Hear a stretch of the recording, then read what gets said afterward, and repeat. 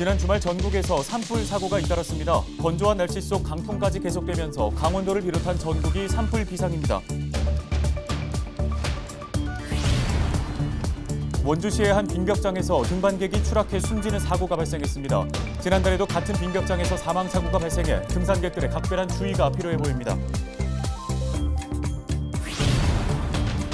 28일 0시 기준 도내 코로나19 신규 확진자가 3,300여 명을 기록한 가운데 3월 1일부터 식당과 카페 등의 주요 다중이용시설에서 방역 패스 인증이 중단됩니다. 연일 코로나19 확진자가 쏟아지고 있습니다. 코로나19 완친자 인터뷰를 통해 재택치료 과정의 문제점과 과제들을 짚어봤습니다.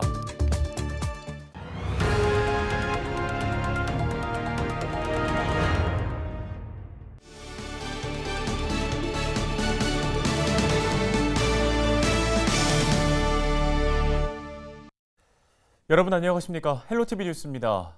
지난 주말 전국에서 산불 사고가 잇따랐습니다. 올해는 예년에 비해 비가 적게 내리면서 유독 건조한 날씨가 이어지고 있는데요. 엎친 데 덮친 격으로 태풍급의 강풍까지 이어지면서 강원도를 비롯한 전국이 말 그대로 산불 비상입니다. 이송미 기자입니다. 산 능선을 따라 새빨간 불길이 타오릅니다. 소방대원들이 분주히 불길을 잡아보지만 강한 바람 탓에 진화 작업이 쉽지 않습니다. 지난 26일 오후 4시 30분쯤 강원도 인제군 기린면의 한 야산에서 산불이 발생했습니다. 불은 강풍을 타고 번지면서 한때 주민 대피령이 내려지는 등 소방당국은 진화에 어려움을 겪었습니다. 다행히 비가 내리면서 산불 발생 5시간여 만에 불길을 잡았지만 축구장 14개 면적의 산림이 모두 불에 탔습니다. 강원 인제 외에도 충북 단양과 울산, 충남 태안 등 주말 사이 전국 18곳에서 산불이 발생했습니다. 올해는 대기가 평년에 비해 건조한 탓에 산불 발생 위험이 높습니다. 올해 들어 전국에서 발생한 산불 건수는 모두 220건, 피해 면적만 602헥타르에 달합니다. 지난해 같은 기간에 120건이 발생한 것과 비교하면 2배 가까이 늘었습니다. 지난 주말 산불이 난 지역도 대부분 건조특보가 내려졌던 지역입니다. 특히 강원도는 지난 주말부터 바람이 거세지면서 산불 위험이 최고조에 달하고 있습니다. 지난 19일부터 동해안 지역에 건조경보가 내려진 데다 지난 주말에는 바람까지 거세지면서 동해안 지역에는 초속 20m 안팎의 강풍이 불었습니다. 특히 강원 영동 지역은 매년 이맘때 발생하는 양간지풍이 걱정입니다. 남쪽은 고기압, 북쪽은 저기압에 놓이면서 발생한 서풍이 태백산맥을 넘으며 강한 바람으로 바뀌는데 강원 지역 대형 산불의 주요 원인이 되고 있습니다. 강원도는 평균 해발 고도 900m가 넘는 백두대간이 놓여 있고 백두대간이 서쪽보다 동쪽이 약 5배나 급한 경사를 이루는 지형 특성으로 인해 강원 영동 지역은 대기가 매우 건조하여 산불 발생 가능성이 높고 봄철 매우 강한 바람으로 대양 산불로의 이딴 산불 발생 소식에 산림청은 산불 재난 국가위기 경보를 주의해서 경계로 격상했습니다.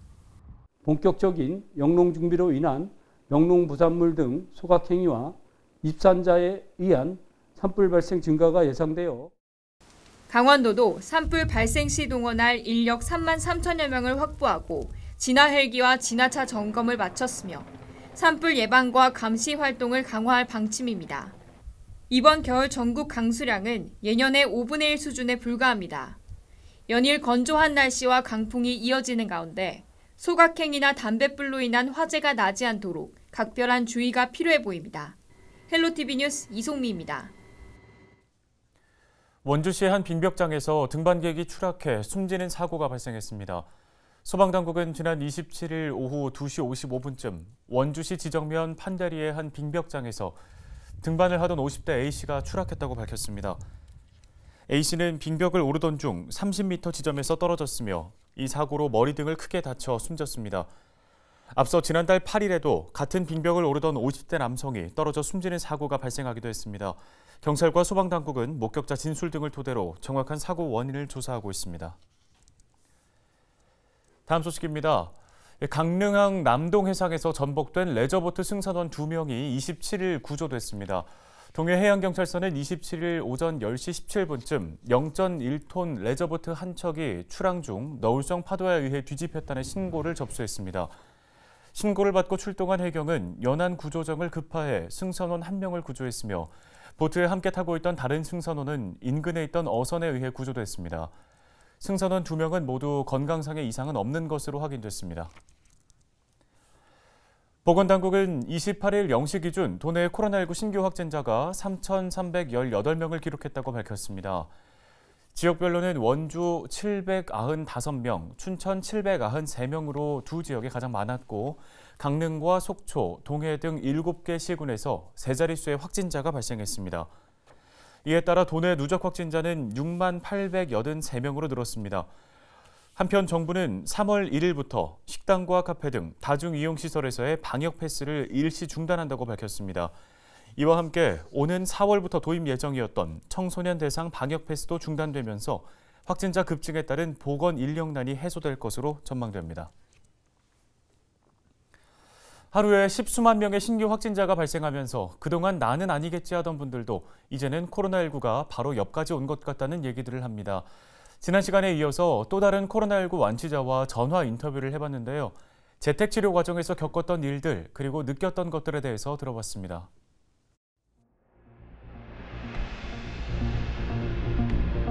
처음에는 약간 몸이 으슬으슬하면서 컨디션이 좀 안 좋은데 라는 느낌이 들면서 별 느낌이 없다가 시간이 지나면서 약간의 목 아픔과 열이 나기 시작해서 1, 2칠 때는 목 아픔과 컨디션이 좀 안 좋다 정도였는데 3, 4일차 때는 열과 함께 몸살이 좀 심하게 와서 엄청 힘들었었습니다.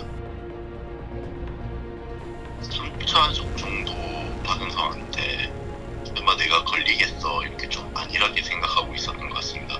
제 주변에서도 거의 걸린 사람이 없던 상황인데 설마 제가 걸릴 줄은 몰랐습니다. 처음 걸렸을 때는 이제 제가 또 타지에 혼자 살고 있었고 그래서 중증으로 가면 어떡하지? 걱정이 좀 엄청나게 많이 들었는 것 같습니다.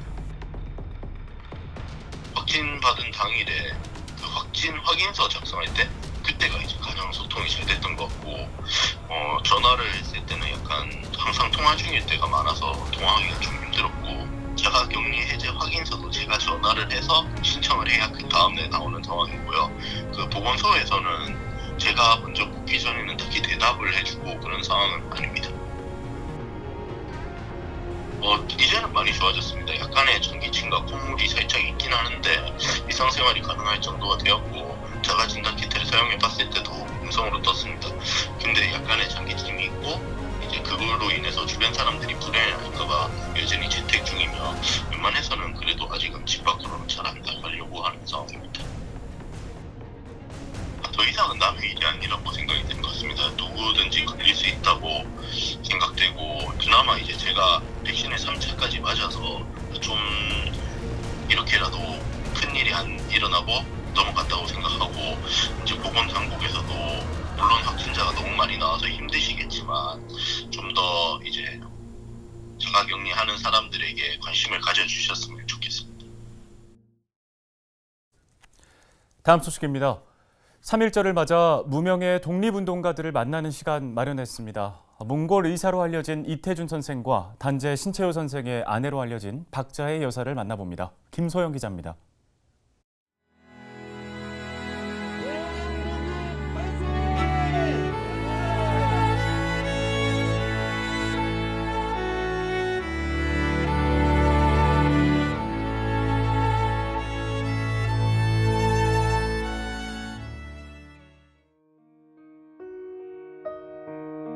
일제강점기에 몽골에서 인수를 베풀면서 독립운동을 펼친 이태준 선생은 업적에 비해 잘 알려지지 않은 독립운동가 중 한 명입니다.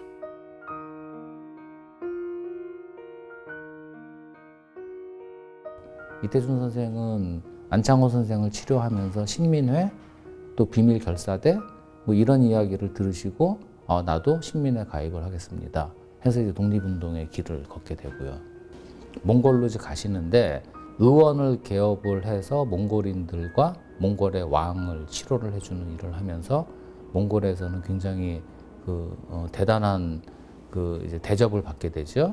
거기서 이제 많은 돈을 벌어서 그 돈을 독립운동가들의 이제 생활을 할 수 있는 여비, 또 무기를 살 수 있는 뭐 자금, 뭐 이런 그 독립운동 자금을 주로 이렇게 모금을 해가지고 이제 주는 이런 역할들을 하시면서 생활을 하십니다.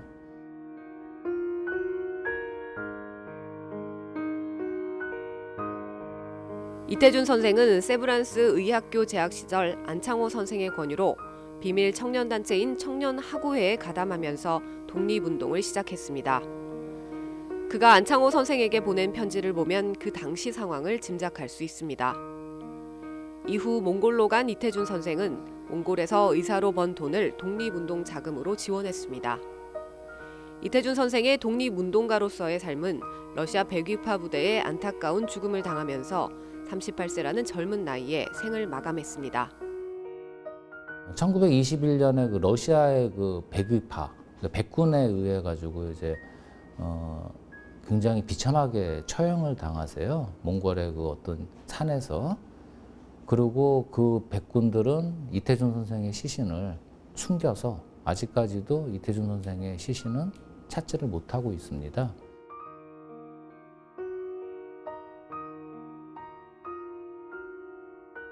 단재 신채호 선생의 아내로 더 잘 알려진 박자의 여사도 기억해야 할 독립운동가 중 한 사람입니다. 박자의 여사는 간호부 시절 3.1 만세운동의 영향을 받아 간호회를 조직하고 독립운동을 시작했습니다. 이후 신채호 선생과 결혼하면서 독립운동을 지원하며 국내외 독립운동가들 간의 연락이나 미립국하여 활동하는 독립운동가를 도왔습니다. 살림도 굉장히 어려운 상황에서 옥바라지까지 이제 하다 보니까 굉장히 이제 어려운 삶을 사셨고, 의열단원들이 이제 폭탄을 가지고 우리는 이제 조선으로 들어오는 거죠. 그러면은 뭐 조선 총독부에 폭탄을 던지고 또 동양척 주식회사 나석주 의사가 던지고 이런 일들을 이제 박자의 여사가 폭탄도 옮겨주고 길잡이도 해주고 이런 일을 도와주면서 생활을 하세요. 생활을 하시는데 상당히 그 이제 어렵게 살았죠.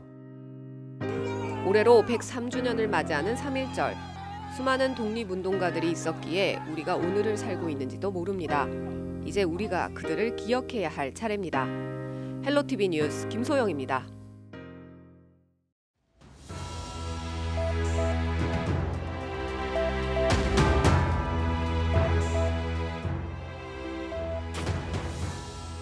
부부가 부부싸움을 하다가도 국기 하강식을 알리는 애국가가 울려 퍼지자 국기에 대한 맹세를 하는 이 영화의 한 장면 기억하시나요? 태극기를 달고 내리는 게 일상이었던 시절 1989년 이후에 이 모습은 사라졌는데요. 자, 요즘 우리는 태극기를 얼마나 달고 있을까요? 한 조사 결과에 따르면 국기 개항일마다 매번 태극기를 다는 성인 남녀는 18.7%에 불과한 것으로 나타났습니다. 5명 중에 1명도 채 안 되는 꼴인데요. 되도록이면 달려고 한다는 답변이 절반을 넘었지만 달지 않는다고 답한 사람도 4명 중에 1명이었습니다. 103년 전 전국 방방곡곡 울려 퍼졌던 만세 소리. 그날을 기리며 이번 3.1절에는 태극기를 꼭 달아보는 게 어떨까요? 경축일에는 깃봉과 깃면 사이의 간격을 붙여서 높게 달아야 합니다. 또 집 밖에서 바라봤을 때 대문 중앙이나 왼쪽을 향하도록 하면 되고요. 데일리 브리핑이었습니다.